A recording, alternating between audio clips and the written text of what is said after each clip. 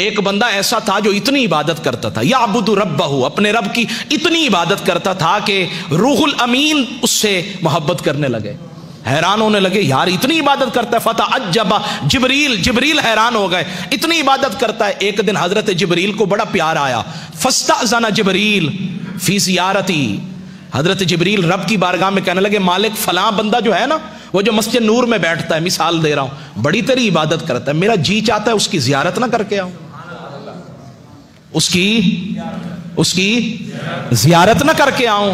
حضرت جبریل نے جب یہ بات کی نا، رب نے فرمایا تجھے اجازت ملے گی، اذن لہ، اجازت دیتے ہیں، بشرط، لیکن ایک شرط ہے۔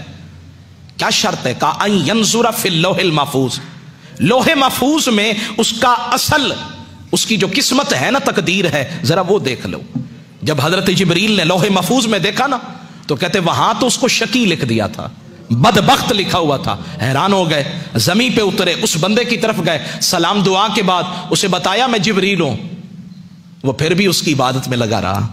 کچھ ہوتے ہیں جو حضرت خضر کے پیچھے بھاگتے ہیں، اور کچھ وہ ہوتے ہیں حضرت خضر بھی آ جائیں نا، میں بے ادبی نہیں کر رہا، وہ کہتے ہیں جی خضر آنا تیرا آنا مبارک، لیکن جس کی عبادت میں کر رہا ہوں نا، مجھے کسی کے لیے توجہ دینے کی ضرورت نہیں ہے۔ تو فرماتے بات ختم ہو گئی، فرماتے ہیں حضرت جبریل نے کہا تجھے اللہ نے بدبخت لکھا ہے۔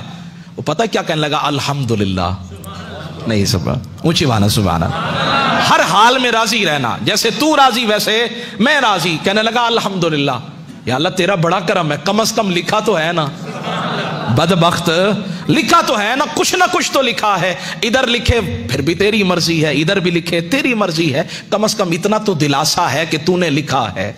حضرت جبریل کہنے لگے شاید کہ فظن جبریل انہ لم یسمع کلامہ، وہ کہنے لگے شاید اس نے میری بات کو سنا نہیں ہے۔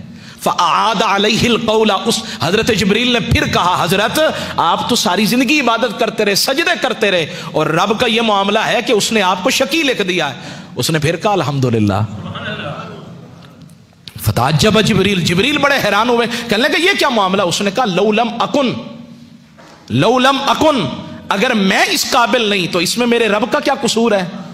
میں اگر ہوں ہی نکما، میری ذات میں میری قسمت میں لکھا ہی نہیں ہے، تو اس میں میرے رب کا کیا قصور ہے؟ جبریل نے سنا تو اس بات پہ بھی بڑا تعجب آیا، اور جب تعجب آیا نا تو فرماتے ہیں اللہ نے آواز لگائی، صدا لگائی، جبریل اب ذرا انظر فی اللوح المحفوظ، اب دیکھو نا لوح محفوظ میں۔